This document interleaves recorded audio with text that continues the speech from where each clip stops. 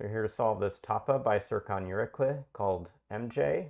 It's themed around the number 23, MJ's number. And one thing I see at the start is we should start by looking at the border. And some of these cells, like even these cells, we can't use because they would form a clue that sees both of these twos and marks everything else off around it. So marking these cells off, this cell is always part of this too, and working around the chain of the border, we get essentially cells we can't reach. That mean a fourth cell can't reach these cells, must use these cells. Marking this off, now this 3 has to take these cells. This 3 can't reach to here, but does reach to here. So this does reach here, doesn't take over. So we keep extending. This 3 comes to here, so that's a good start. On the other side, I think all we really get are that the 3 clues will take the centerpiece, but where these come together here, it marks off this cell, which marks in this cell, marks off this cell, marks in this cell, marks off this cell. So we get start like something like this. This probably gives us a good seed around this 2-3 clue because it's going to have to take at least these extremes. One of these cells will complete the 2-3, but marking these groups gives us this pattern and completes this clue. Can mark this off. Still more to go there, but that's the start that's really looking around the border. There's another thing that will draw your eye in a Tapa puzzle, and those will be adjacent clues because they'll give some limits. And one particular limit I see with a 2-3 clue, we'll always have to get, for instance, a 2-3 stretch around them.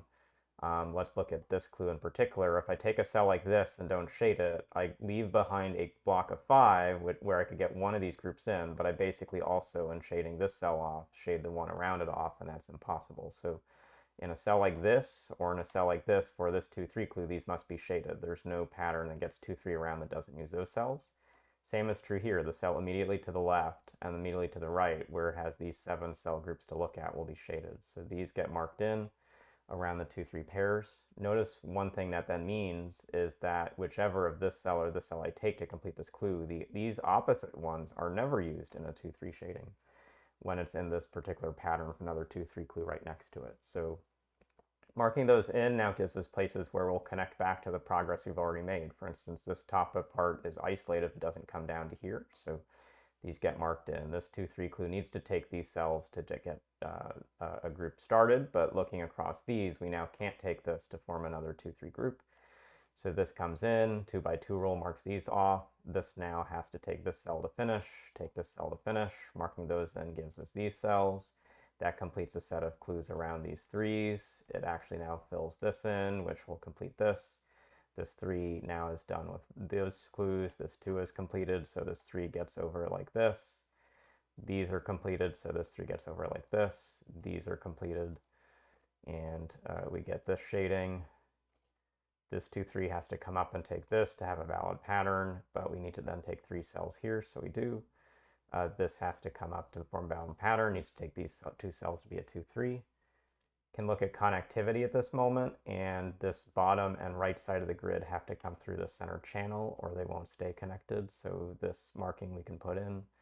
Around this clue we'll need to take this cell to get 2-3.